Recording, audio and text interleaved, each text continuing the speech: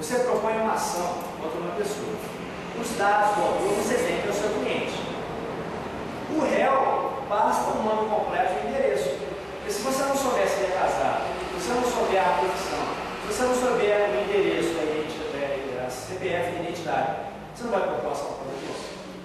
Mas, a partir do momento que ele é citado, quando ele for apresentar a contestação, caso todas essas informações que foram colocadas para o autor não foram colocadas para ele na contestação, vem proposta contra Orlando Júnior.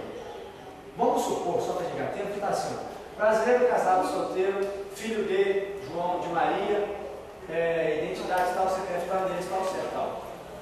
Se não tiver assim, você vai ter que qualificá-lo, que o provimento 161 da Corregedoria determina. Tá? Beleza? Então vamos supor que o Orlando, na petição inicial, está qualificado, só para a gente ganhar tempo. Então, já qualificado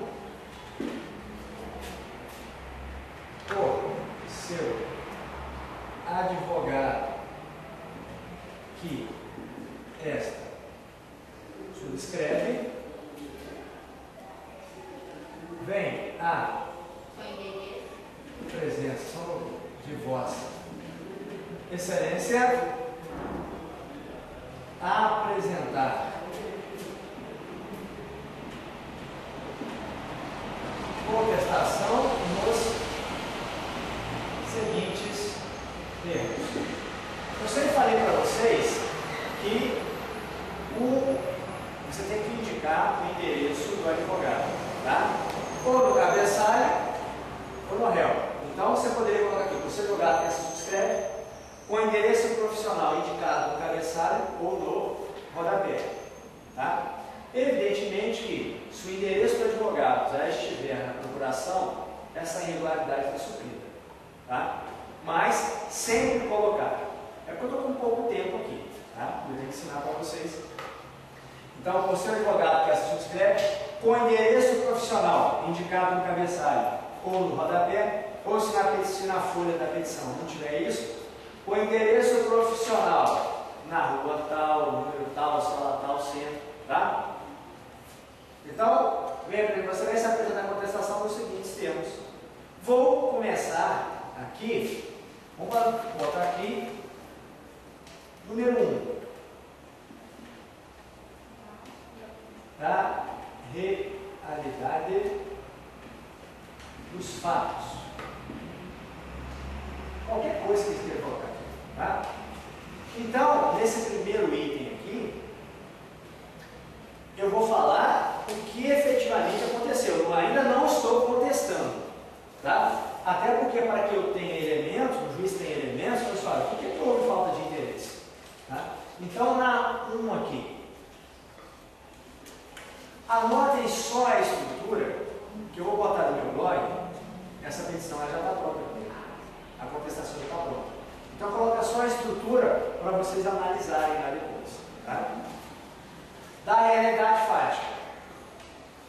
O autor. Então, aqui nós vamos falar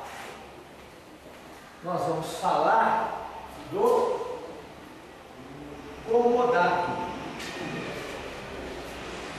O autor deu comodato do imóvel objeto da ação ao autor, ao réu, através de um contrato escrito, inclusive autorizando a realização dos consertos necessários para deixar o imóvel habitável conforme documento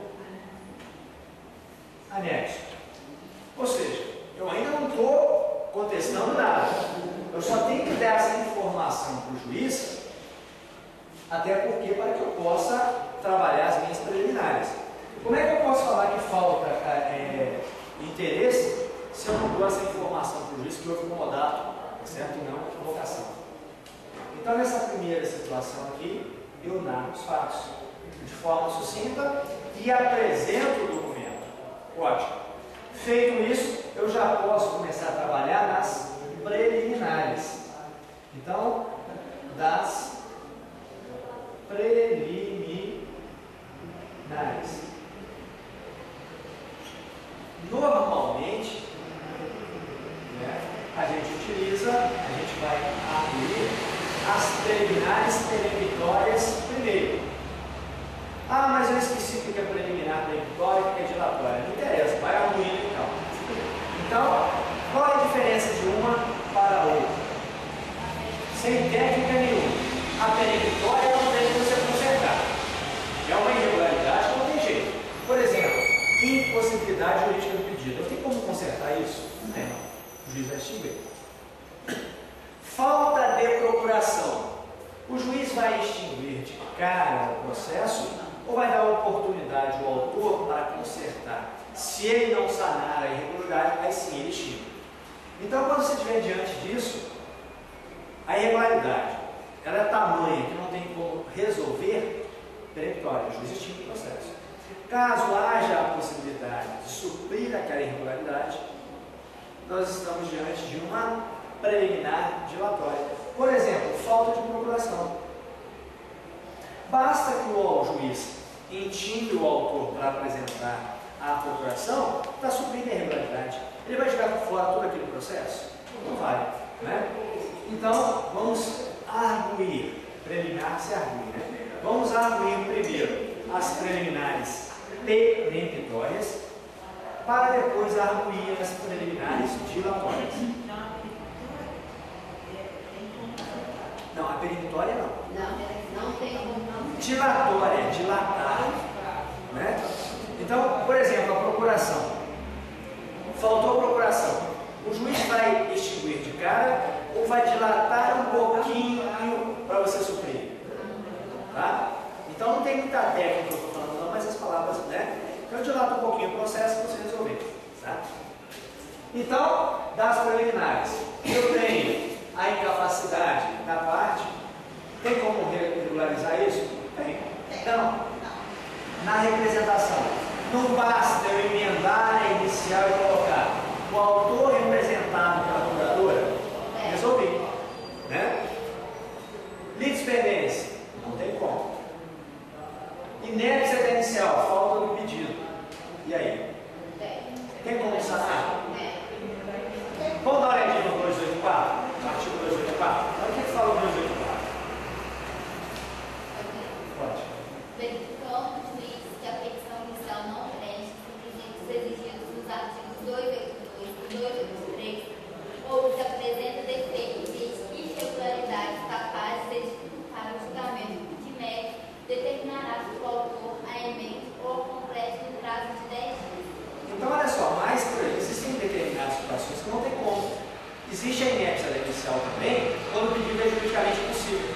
Então, dependendo da situação da inépcia da inicial, pode ser dilatória ou peremptória. Tá? No nosso caso aqui, o juiz pode pedir, determinar a emenda da inicial. Carência da ação, falta de interesse. Eu tenho como consertar isso? É a ação de despejo.